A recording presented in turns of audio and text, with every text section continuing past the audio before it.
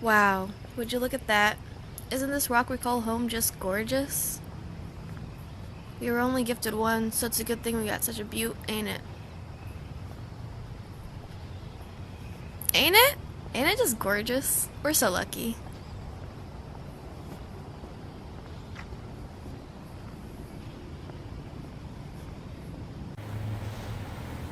We take such good care of it, too.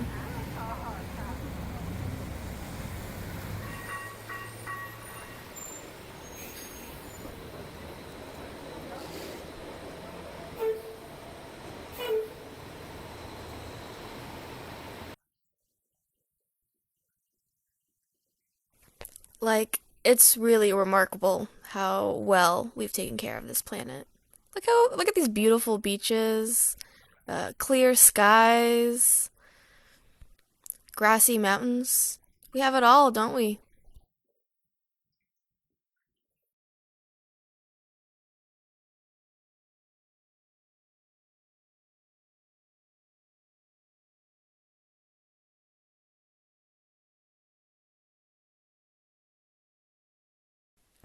The relationship you have with your waste reveals more than you'd probably care to share.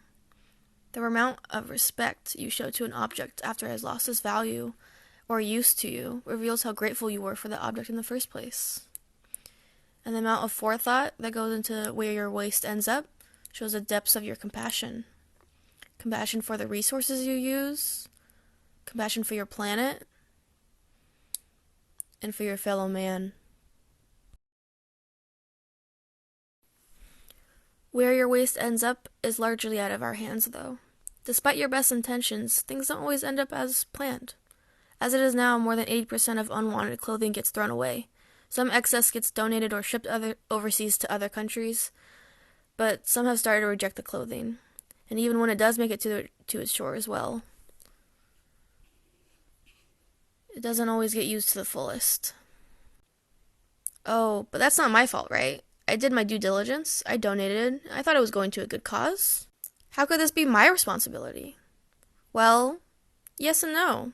It's a moral gray area, just like anything in life.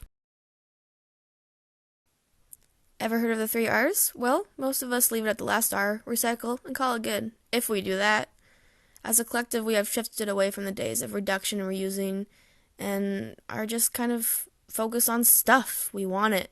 We need it. You may be thinking to yourself, I'm just one person. How could this apply to me? How could you possibly throw away that much? You realize it's a stupid argument to say that you don't have an impact, right? Your whole life has been everyone telling you how much of a difference you can make. What, you don't trust them now? Yeah, okay, fair. I wouldn't either. But you do have an impact, and a responsibility as a human to be conscious of that impact. Have you ever stopped to think what would happen if the garbage trucks just stopped coming by your house? What would happen to all your waste? Yeah, I don't like to think about that either. What about that apple that you accidentally dropped the other day at the grocery store? What happened to it? Well, if you didn't buy it, it got thrown away and wasted. Even though there are probably a million other germs on it besides the floor ones, but let's not think about that either. Have you ever considered what it would be like to use everything you ever bought? What would that even look like? How many nutrients could you have recycled that are being wasted right now simply because you don't compost? How many nutrients are being wasted right now, dissolving without a purpose, simply because you didn't want to finish a meal? We no longer consider how far resources can go because their shelf life has been decided for us by people with much bigger pockets and much bigger egos than us. As a culture, we have just stopped caring about our waste. It's out of sight, out of mind. Being human and taking care of our corporeal forms requires some level of waste production. This is inescapable, so how should we make the most of it? Well, you could collect it. Collect all your non-recyclables, all of your metals, all of your broken glass. It all has a purpose. And once you have enough, make something beautiful.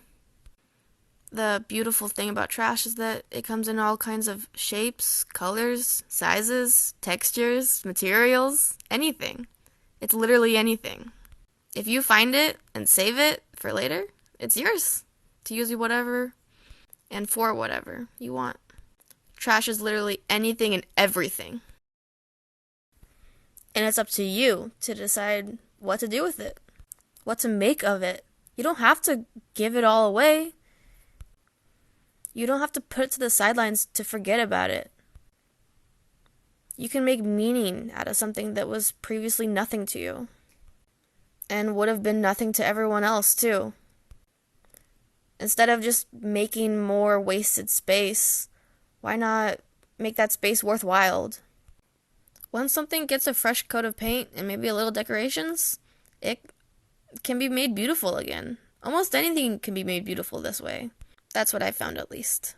All those spare soda tabs, bottle caps, foil lid toppers, they all could have a secondary purpose.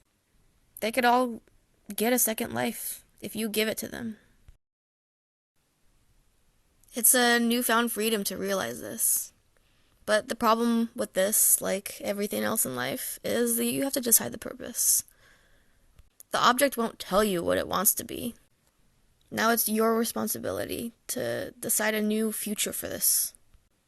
Your responsibility to imagine a future where there was previously only hellfire and compression and eternal rot. The other problem is that you've likely forgotten how to imagine. You don't know how to imagine new futures anymore. Being an adult has likely made you very weary. Imagination is a skill we used to use every day without a second thought, but like everything else, over time it just goes away. Imagination is a skill like any other skill. You need to practice it. You need to keep up with it. You can't just forget about it and expect it to still be there later, years later, maybe even decades later. But it's also a skill that you can learn. It's something you can exercise at. As an artist, I've been exercising my imagination my whole life, but that doesn't mean it's too late to start. For you. For everyone. You can find that simple joy again. There's still the option to go out and enjoy life, see the sunshine, create sunshine where there was none.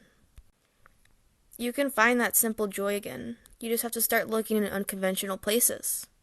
The way I've kept my soul so young over the years is that I've continued to daydream. I still hope. I still make up fantasies. And I also plan on never stopping. If I never stop, if I imagine for the rest of my life, maybe I can stay young forever. Maybe this is the key to immortality. I know at least it's the key to flying free. I've never felt more free than when I do art. Art has always done its best to release me from the chains of stress, anxiety, just living. When I'm feeling my saddest and most down, sometimes art is what gets me out of it. Whether it's my own or seeing someone else's art. I don't feel alive if I'm not appreciating beauty. Problem is, all too often we act like we appreciate beauty only to throw it away later. We cut down beautiful flowers only to keep them in our houses to die. We treat a lot of things like this. Clothes, furniture, electronics, sometimes even people. But we just throw them away because they no longer suit our needs. Or we can't appreciate their beauty anymore. The beauty of their soul, the beauty of their ideas, the beauty of just being in the same room with them, interacting with them, touching them, laughing with them. We need to start appreciating all of the beauty that we see, not just what we're told is beautiful.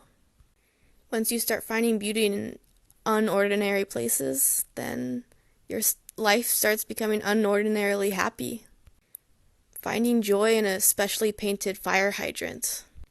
Noticing the interesting shape of plastic. Just appreciating the rain falling. All of these are ways we can find beauty in places we normally would ignore it. This is how we rediscover that childhood magic that we once had. Once we can appreciate life to the fullest and all that it has to offer, even the ugly, dirty, rotted things of life. In all of these places, we can find beauty still. By taking trash and turning it into something new, I feel like I've taken my own trashy perspectives and turned them into something new. Artistic material doesn't always have to be traditional. Sure, we need traditional things like paint and glue, but those are only helpers really. We shouldn't rely solely on them for everything. There is beauty to be found in grime, in broken pottery, in a collection of bottle caps. There's something beautiful and strange about it that I can't get over.